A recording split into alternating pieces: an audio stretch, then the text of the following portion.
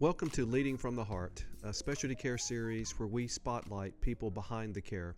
My name is Matt Gray, and I'm president of our cardiac care service line, and I'm traveling the country talking to our associates who are behind the care and learning about their experiences that led them to specialty care.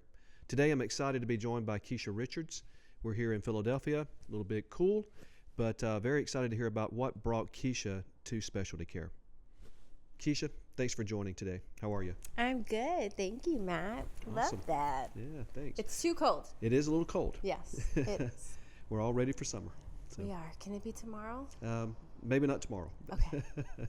I guess I'll wait. Well, look, I know you're super busy. It's really happy for you to carve out some time today. So Absolutely. Would love just for you to start with telling us about what led you to specialty care. Yeah. So I have actually been with specialty care for probably about 20 years.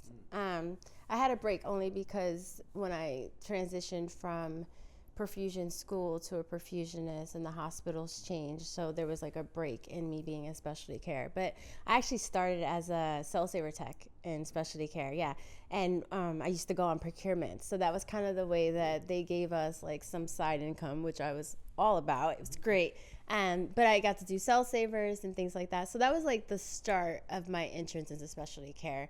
And then my first job was at HUP, which at that time was a specialty care account. So, and you know, it had always been good for me. I never had a bad experience with specialty care. So that was really how I started getting into specialty care. And then I had my breaks and then I came back. So, you know, but it started in perfusion school. Awesome. Yeah. What a journey. So it was. Yeah. It was a journey. Yeah, absolutely. From the beginning. Well, tell us a little bit about your current role and especially how that role fits into Temple. Yeah. So my current role is I'm the area clinical manager in Philadelphia. My accounts are the Temple Health System. And so Temple University Hospital is all the rage right now in terms of lung transplants. So they're celebrating. They just did 179 lung transplants last year. That's the most in the nation. And they beat their record last year. I mean, their previous record. So Temple is all excited. Everyone's excited. They're like, woohoo, we did it. But it's great. And everyone's excited, the team's excited, the hospital's excited. There's, of course they're like, so can we beat it again? Can we do more? So obviously leading that team, and then within the Temple Health System, we also have Fox Chase, so we do some cancer patient stuff. And then we have women's and children, so we may be doing a little bit more there. So, I'm over all of those hospitals and just providing those services to, the health system. Awesome. Well, I can tell that you're very passionate. Yeah. So what's evolved, or how has the care we provide evolved over the 20 years you mentioned? Yeah. So the crazy thing, and I was thinking about this, specialty care with all of, the transitions and names has been at Temple for well over 30 years. It's provided service there for over 30 years. And what I've noticed being there myself within the last 11 to 12 years is the relationships that we've formed with leadership there and administration there has completely changed. And with that, I feel like we've created relationships where we can actually extend and do more services for them because the trust has, expanded. And now they're like, oh, well, what else do you do? I mean, that's actually how we got into Fox Chase. They said, well, what else do you do? And we're like, well, yeah, we actually do high-pecs. Oh, you do? Oh, okay, well, can you do ours? So, I've seen that the services obviously that we provide have expanded. I mean, now we're blowing up on the ECMO specialist scene. Prior, like when I first got there, we weren't really doing a lot of ECMOs, and the ones we were doing, it was just perfusionists. But now we do so many. Now we have ECMO specialists that take over that, right? So, over the years, it's just the services that we've provided have expanded, but also the relationships that we have just grown. And the respect level that they have for what we do has gotten so much better as well. So, I feel like it now feels more like a family and not, I can say that when I got there, it felt more like we weren't a part of the system, and now it feels very much like we are a part of the system. That's interesting. So is that how you would describe how a team functions when it's a high functioning team, when we're seen by the hospital as just part of their team? Absolutely. Yeah. Absolutely. I think it's funny, and I appreciate it, is I get emails from Temple employees thinking that I'm a Temple employee, right? They're like, oh, Keisha, can we get someone to come in and shadow and this, that, and the other? And they're like, but wait, we just found out that you're actually not an employee, you're contracted. So how do we do this? And I'm like, no, it's the same thing, it's the same process. But that's the thing, it's seamless. And I think that's what's nice. So the communication is also seamless. There isn't this, well, can I talk to you? How should I talk to you? So it's nice. And I think that is when you have a high level of communication, relationships, all of that, then it just flows. And it doesn't look like there's a division. And I feel like that's the best way. People shouldn't be able to see that. No, I agree. I totally agree. Yeah. So you're really good at focusing on the positive, but what are some of the challenges that you face every day? So the challenges are because they have all of these, we want this, we can do that, and they have certain resources right there that they can just pull or force. The assumption is that we have the same thing, right? So a lot of times in those situations, so say they decide we want to run 2 or 3 rooms right now. Well, sometimes we don't have the staff to run the 2 or 3 rooms right now. So typically what happens is, and I feel like as a leader, I should do that, I throw myself in there. So, yep, we do. You're doing 2 now? Yep, I have someone else, and it's typically me, right? So that's the other thing, because the way the hospital is set up, they just say, well, you have to stay, right? They just tell their employee, you have to stay, and we're going to pay you whatever you're going to do. But within our company, sometimes that's not the structure that's set up. So you have to figure out a way, because you don't want to just necessarily initially tell them, well, sorry, I can't do it. You don't want to do that if you can avoid it. So a lot of times that tends to be the challenge. It's just when they decide to change it at the last minute, like, how do you accommodate that? So I feel like that's pretty much the biggest challenge. Everything else seems to be pretty. No, I get that, and I see it as I'm able to see different teams. It's setting expectations, especially around morning starts, right, is really, really important. But even though you have a strong expectation, you still have to be ready for the surprise. Yes, so, absolutely. Yeah, and I think that's also why it's important to have conversations with surgeons as well. I had to, have conversations with doctors at a different campus because they would want us there at a certain time, but they didn't actually need us until 5 or 6 hours later. Right? Well, in that 5 or 6 hours, I could use that person somewhere else and then bring someone, you know what I mean? Like, so it's about redirecting your staffing. So if you have the conversation with the doctor and say, okay, well, if you start at this time, but what time do you think you actually need us? Is there a way that we can come to an agreement that, okay, at this time we'll be present and we work it that way? And then it's beneficial for both parties, So, but those are the conversations that you have to also be willing to have. And I think some people are, it's a difficult conversation, but I'm kind of ballsy sometimes, and I just kind of say those things. It means you've got a really strong relationship with the surgeons. Yeah. If you're able to work with them on the timing of the schedule or of the cases. So, yeah, that's a good point. Yeah. Well, if we switch gears a little bit and focus a little bit more on you, I know you're pursuing your MBA. I am. So tell me about how, if others are looking to do the same, how do you balance all of that family, MBA, work? Pray. Yeah. It was absolutely challenging.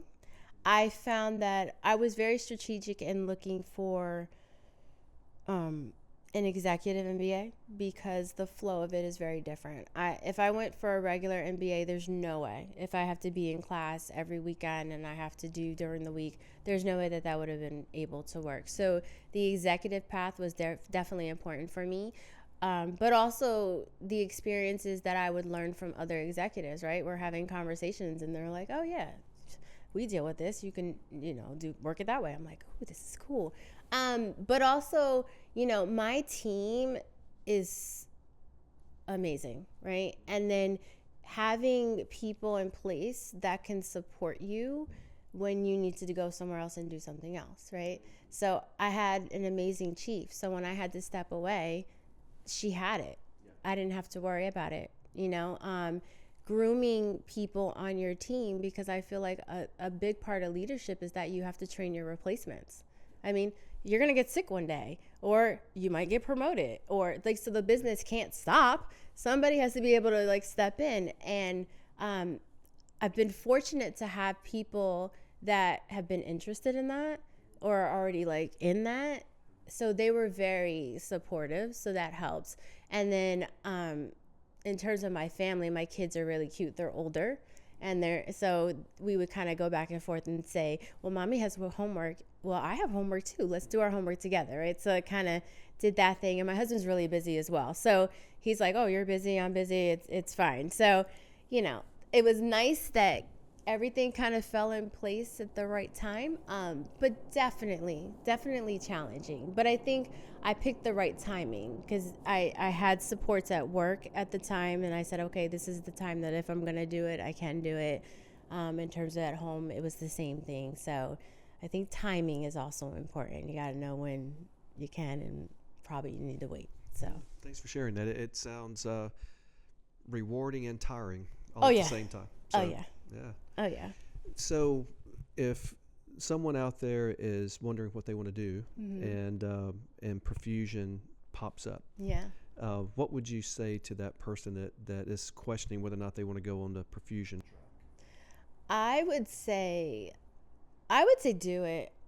I can honestly say almost 20 years later in this profession that I still absolutely love what I do.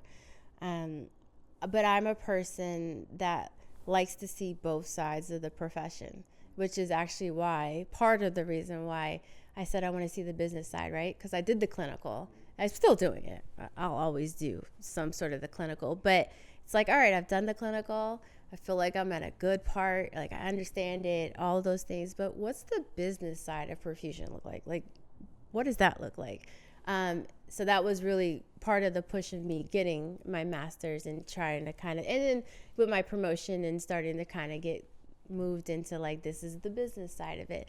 But perfusion is great. I mean, it's never the same each day, at least not for me. And I think for most people it's not. But it's so rewarding, and the things that you do for these patients, and especially if you do transplants and they come back and they're like, thank you so much, and what you did for me. ECMO, I mean, I don't know how many patients we like saved.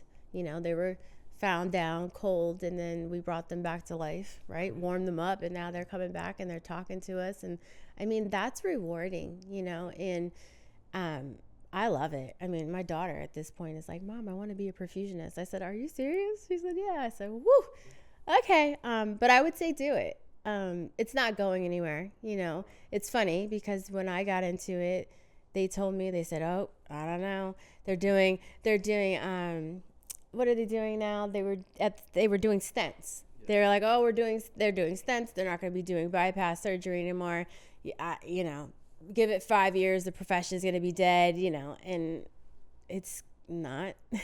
Technology is expanding. They're going to continue to do things, and people are sick, and they're going to continue to be sick, unfortunately. So I would say do it, but it's hard, and it's stressful, and it requires sacrifice. So I think those are things that need to be considered as well. I don't think you just do the profession because, I can make X amount of dollars. Like, there's a lot of sacrifice that comes with it as well, but it is a huge reward. Yeah. No, thanks for sharing. It's a good balanced way to look at it. So let's turn the tables. What question would you like to ask me?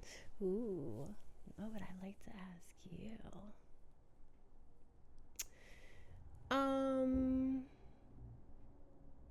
Well, how has it been for you looking over